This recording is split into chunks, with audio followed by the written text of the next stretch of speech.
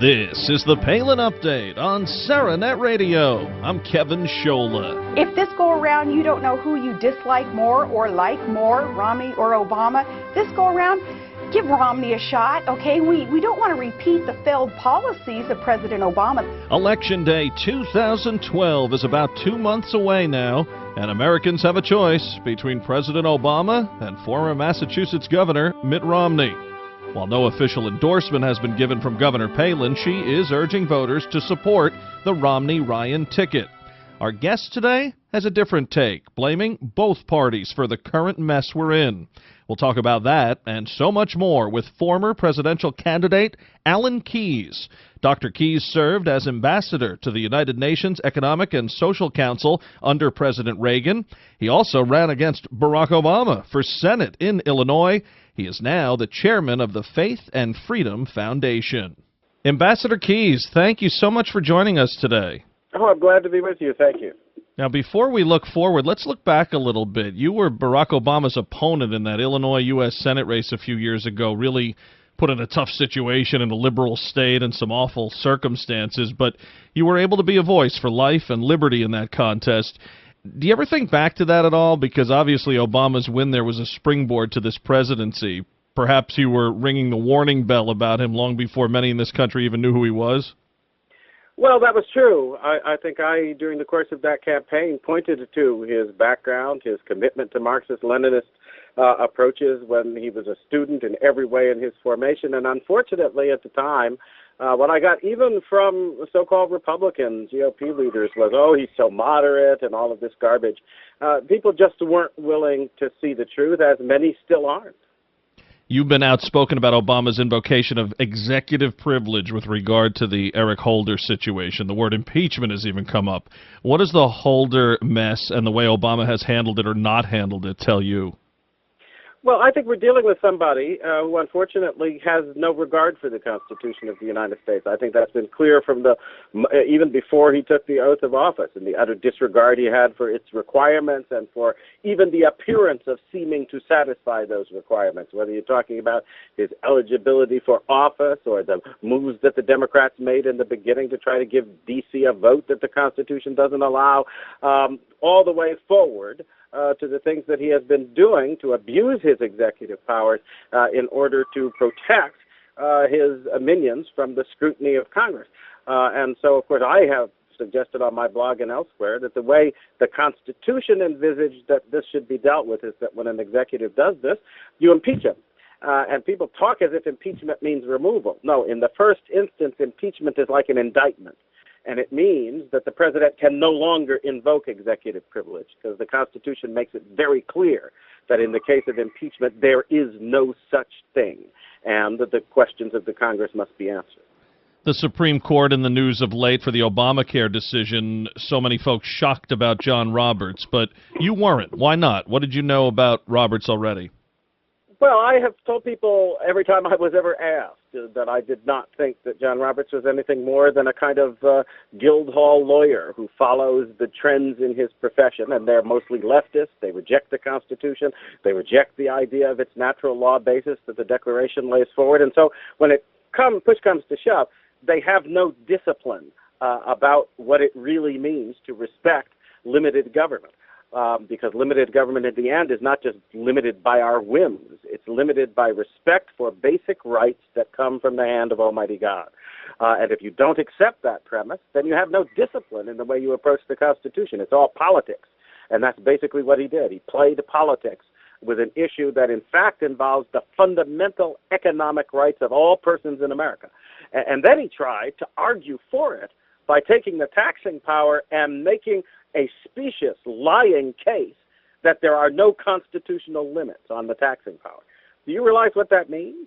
That means that it can be used to abuse and intimidate American citizens, so essentially it becomes a gaping hole through which all kinds of unlimited tyranny can be driven. It's a disgraceful decision, but given that he is one of the sort of acceptors of legal positivism and has in his background also been prominent in his advocacy for legal purposes of things like abortion and so forth, I wasn't surprised at all. Speaking of the Supreme Court, you had a lawsuit recently along with Wiley Drake that they will not hear. Tell us about that. Well, this has been one of the, I think, harbingers of what we're going through now. This whole issue of eligibility, which is called the birther issue and all this nonsense, when it's really just a very simple issue of taking the Constitution seriously. The words of the Constitution say that the president has to be a natural-born citizen. And that means that if you are going to be eligible to be chosen, right, then you must have evidence that you are natural-born. And natural-born is not the same thing as just being a U.S. citizen. It means that you must be somebody who is born of parents, a parent or parent, who can claim U.S. citizenship. So if you're born of foreigners at the time, or if you're born of somebody who is who is a legal resident but not a U.S. citizen, and so forth, then you can't lay claim to the presidency because you're not natural born. And even if, by the way, people want to say, well, Alan, you could think of it this way and that, since the words are in the Constitution, then like other things that are there, it has to be examined carefully and decided properly. And this has not been done. And so we saw there what I call the elite faction.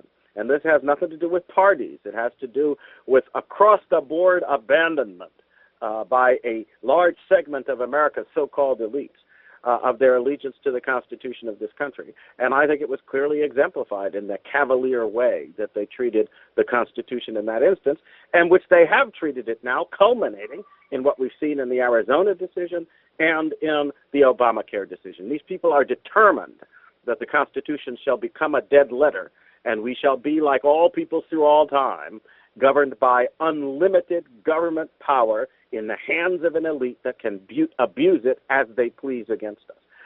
And in that sense, it's an end to American exceptionalism, because we were the exception to that kind of tyrannical, oligarchic, totalitarian rule.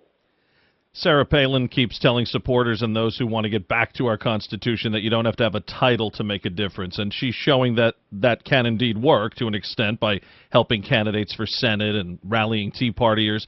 Is that what your approach is now, sir, making a difference as a private citizen by just keeping an eye on what's going on and pointing out our threats to liberty? Well, I do the best I can. I've worked over the course of the last several years with people who helped to organize at the grassroots, became part of the effort that led to what has been labeled the Tea Party. I believe deeply that the only thing that's going to save this country now is the people of the country who are committed to maintaining self-government and constitutional rule and respect for the Declaration principles that declare our unalienable rights. It's not going to happen on the basis of this elitist partisan leadership. This system is deeply broken and rotten and has betrayed us across the board. And if the people of the country don't wake up and rise up and take that political power back into their own hands, there's no hope for the future. You know, a lot of folks not crazy about Mitt Romney here either. Do you think Sarah Palin would have had this nomination if she ran? It seems, you know, Romney kind of got it not because of overwhelming support for him, but really not much competition for whatever reason. Do you think Palin would have mixed this up a little bit? Sad to say, you're talking to someone, I just have no faith whatsoever in this so-called two-party system. I think we're now dealing with a system that is where you're dealing with parties that are two wings of the same faction, and that faction has abandoned the Constitution of the United States. And Mitt Romney exemplifies this. I don't care what anybody says. If Mitt Romney simply behaves in the White House the way he behaved in Massachusetts, there will not be even a dime's worth of difference between Romney and Obama, except that because he wears a Republican label, Romney will get this socialist junk through, and Obama's being fought every step of the way. And if that's a good choice for America, then I think we've all had best hang our heads, because the future's lost. So I think this is terrible. I think we're having an election in which the people have no choice for liberty, no choice for the Constitution being offered by these two so-called major parties, and that it's time they re-examined this political process and asked themselves, is there some way we can get around this Soviet-style two-party system that is actually imposing results? Because the Republican primaries this time around weren't even a joke. They were so rigged. It was so evident to everyone that I think it caused universal disgust amongst the electorate. And I think that being clear, how long do we play in this rigged casino before we take our country back? Wrapping up with Alan Keyes, you know, people who back Governor Palin agree with her stances and policies, but most also like her, the way she speaks, the way she's a real person, not a teleprompter reader or a stiff politician. Let me ask a guy who once jumped into a mosh pit while running for president. Do we need more people who not only have it right when it comes to freedom and liberty, but who also can convey it in an honest way and have a little fun along the trail? Well, I think that that's important because, to tell you the truth, what we need right now are people who aren't acting. You know, and I don't want to use the word lying, but, you know, actors aren't liars exactly. They're just people who can totally put themselves into a false role. Right, right. And I think we've got too many politicians like that. We need to get back to the notion that this is government of, by, and for the people, and that means we need real people to represent us, not folks who are manufacturing themselves to get power. Dr. Keyes, you have a lot of fans out there. We're so happy to hear from you, and thank you for spending some time with us. Well, thank you for taking the time. I appreciate being with you. For more on Alan Keyes, visit faithandfreedomfoundation.com. Remember, we will be unveiling an extra show here and there throughout the next few weeks due to all the Palin news and endorsements. Plus, we're getting ever closer to Election Day. So, along with our weekly installment of the Palin Update every week, keep an eye out for some bonus episodes as well. Remember, you can follow us on Twitter at SarahNet Radio, and we're on Facebook too, so please like SarahNet Radio on Facebook. And don't forget, the Palin Update is now on demand, so just head to SarahNetRadio.net, pick the show you want to hear, and you can listen anywhere, anytime. That'll just about do it for this edition of the Palin Update on SarahNet Radio. Visit SarahNetRadio.net for continuing coverage of Governor Palin. I want to thank everyone here at SarahNet Radio. Thanks to Ambassador Alan Keyes. And thank you for listening today. Please be sure to join us next time for another edition of the Palin Update. I'm Kevin Scholla. Have a pleasant day.